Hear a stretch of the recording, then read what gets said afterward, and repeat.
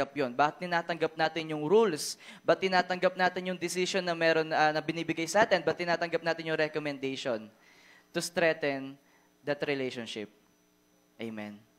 So pinapalakas kasi ng abiding yung relationship na meron ka sa isang tao. Tama? Tama? So babasahin ko lang po, John 17 verse 7. If you abide in me and my words abide in you, ask whatever you wish, and it will be done for you. So sabi, if you abide in me, and my words abide in you, ask whatever you wish, and it will be done for you.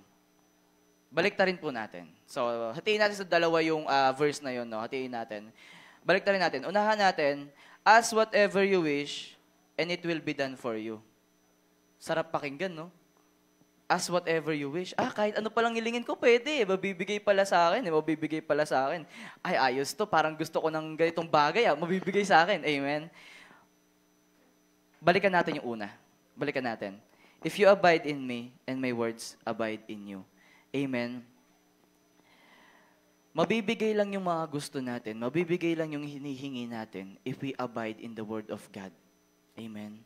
If we abide in the Word of God, if we abide in the Word of God, mabibigay lahat ng yun. Marami kasi sa atin, wag na natin i-sugarcoat pa, no? Marami sa atin gusto agad yung dulo. Amen? Gusto agad mag-skip. Gusto agad madali. Amen? Gusto natin simpleng buhay. Gusto natin madali. Ayaw natin ng nahihirapan. Amen. Some of us gusto talaga yung dulo kasi ang ganda-ganda pakinggan. Whatever you ask or wish, it will be done for you. Lord Jesus, Amen. Di ba? Gaganon tayo eh. Ang ganda pakinggan kasi kahit anong gusto ko, mabibigay. Pero marami sa atin ayaw magbasa ng Bible. Amen. Ayaw mag-devotion. Ayaw mag-quality time kay Lord. Ayaw sumunod sa Panginoon. Ayaw sa blesser, gusto lang sa blessing. Amen. Just like sa ministry, gusto natin agad natitingala. Gusto natin nakikita sa harapan. Gusto natin, nandito tayo, kita tayo ng mga tao. Gusto natin ganun. Di tayo makapagugas ng plato. Di tayo makapaglinis ng CR. Amen. Hindi tayo makapag-map. Nahihirapan pa tayong tawagin. Amen. Gusto kasi natin yung dulo. Hindi skip natin. Diba? Alam niyo ba yung kantang, let's skip to the good part. Diba? Yung mga ganon. Gusto natin ganon. Pero walang ganon. Diba? Walang ganon. Ano bang makukuha mo? Amen. Ano bang makukuha mo? So, our focus Bible character po ngayon is si Martha and Mary. So, sa Luke 10 po tayo, verse 38 to 42. Sabi po, as Jesus and His disciple were on their way. So, papunta si na Jesus. He came to a village where a woman named Martha. Tandaan po natin to Martha opened her home to Him. Okay? So, si Martha pinagbuksan ng pintuan, si Jesus. Kasi nga sabi, as Jesus and His disciple were on their way. Tapos pumunta sila doon. Ngayon naman, she had a sister called Mary. So, yung dalawang Bible character natin, Martha and Mary. Okay? Sabi na, who sat at the Lord's feet listening to what He said. But Martha was distracted by all the preparations that had to be made. She came to Him and asked, Lord, don't you care that my sister has left me to do work by myself? Tell her to help me. Martha, Martha, sabi ni Lord to, no? The Lord answered, you are worried and upset about many things, but few things are needed. Konti lang. Or indeed, only one. Mary has chosen what is better, and it will not be taken away from her. So, may tanong lang po ako. Sino nagbukas ng pinto? Si Martha. Amen? Pinagbuksan niya ng pinto. Sino ba yung pinagbuksan niya ng pinto? Si Jesus, tsaka yung disciples niya. Okay, pinapasok niya rin, malamang. Pinagbuksan niya na ng pinto, di ba? Lang hindi niya papasukin. So, pinapasok niya. Sino naman yung tumabi sa paanan ni Jesus? Si Mary naman, Martha naman ako. Si Mary naman yung tumabi sa paanan ni Jesus. Amen? Tumabi lang ba siya? Hindi lang siya tumabi. Nakinig din siya. Amen? Martha was distracted. Amen? Nagsumbong na siya ngayon.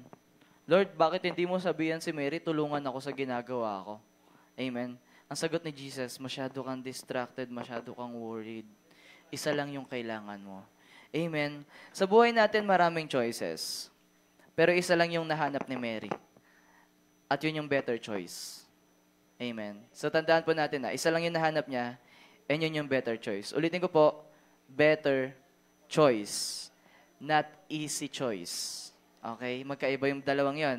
Magkaiba ang better sa easy choice. Mary knows nakakapagod lumaban, nakakapagod magtrabaho, nakakapagod magpatuloy.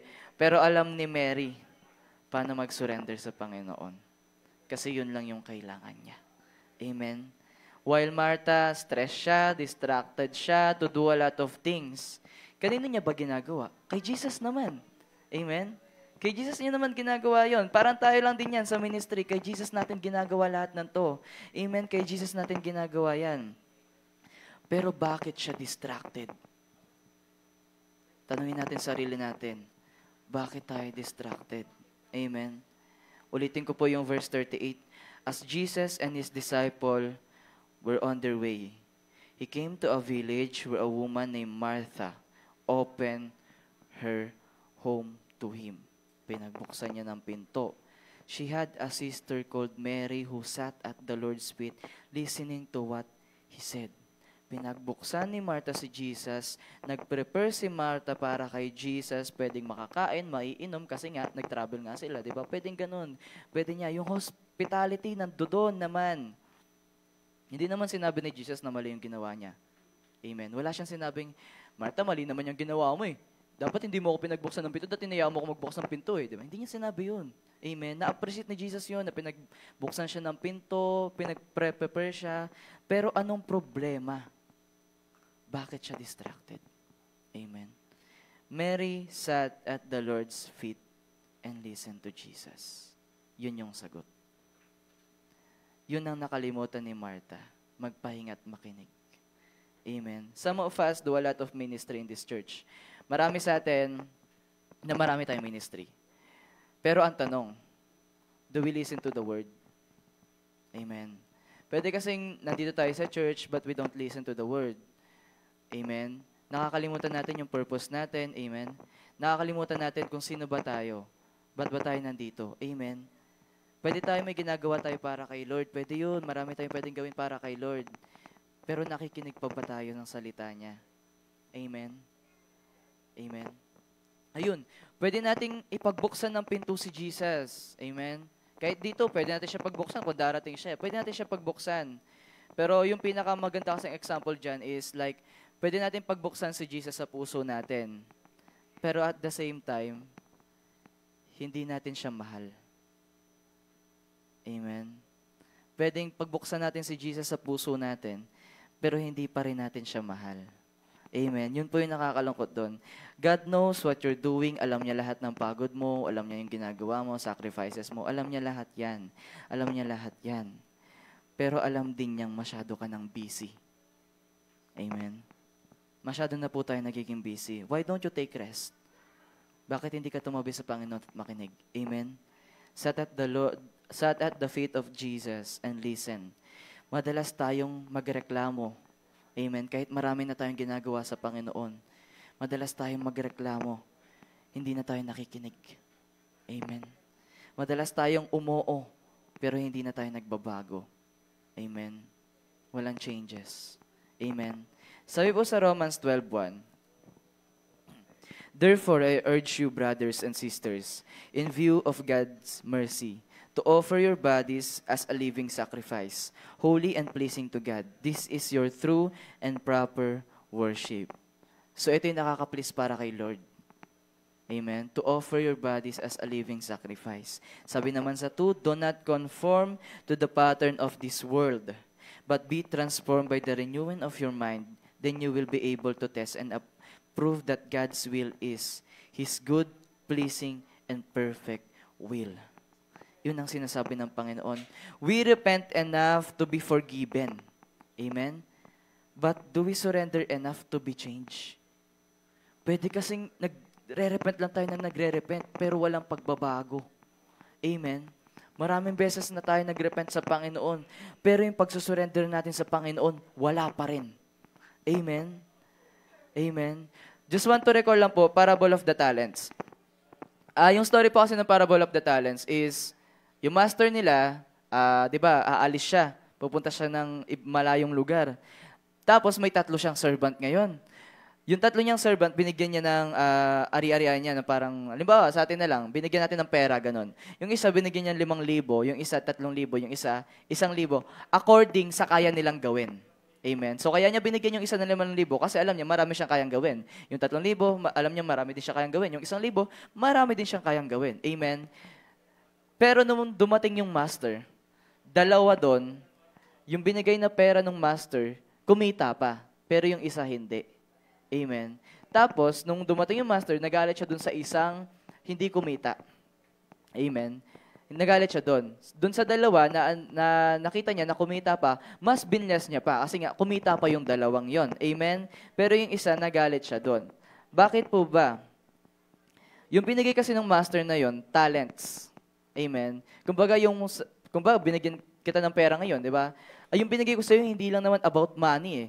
Binigay ko sa'yo yung oras, yung panahon na tinrabaho ko, yung perang yon. Amen? Yun kasi yung parang hugot doon eh, na hindi mo ba naisip gano'ng kahirap kitain yan, tapos wala kang gagawin? Di ba? Amen? So, our talents have 2 views. May 2 views po yun. 2 pong pwede natin makita. Una, others see that as opportunity.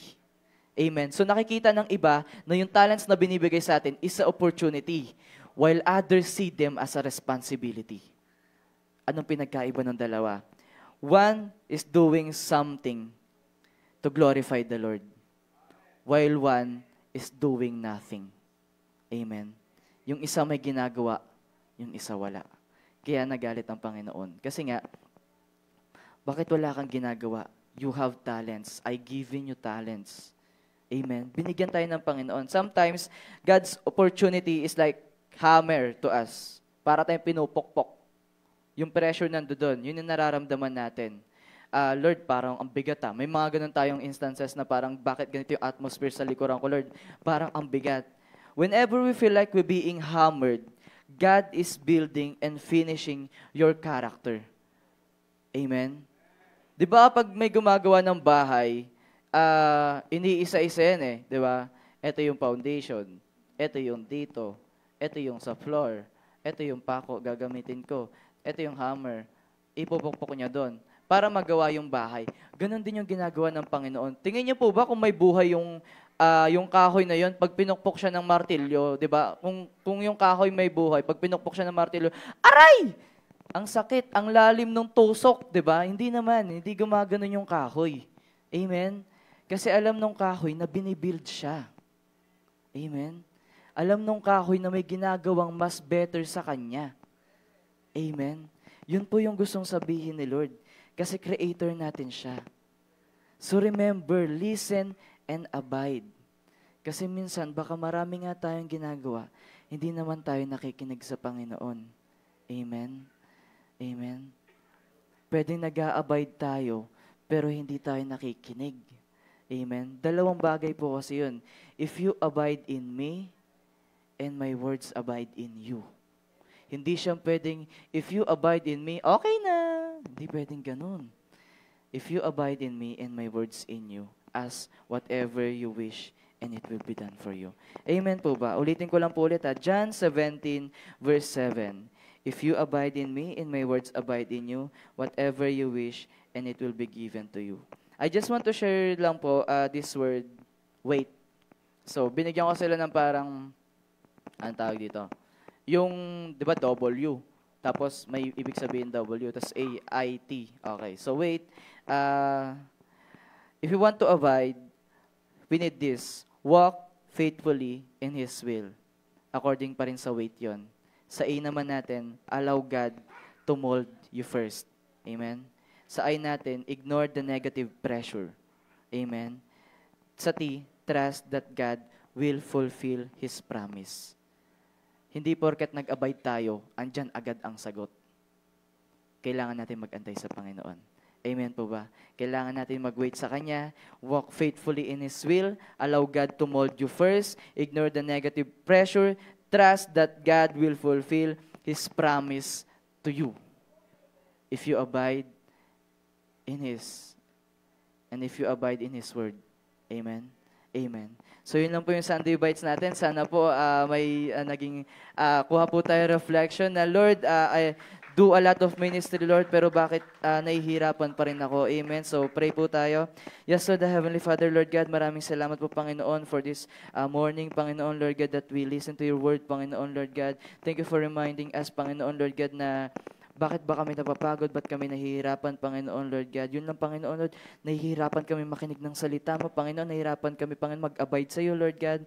But, Lord, thank you, Panginoon, dahil pinaalala mo sa amin, Panginoon, Lord God, na yun lang, yung nakakalimutan namin, Panginoon. Yun yung nawawala sa amin, Lord God, kung bakit kami nanghihina, Panginoon, Lord God.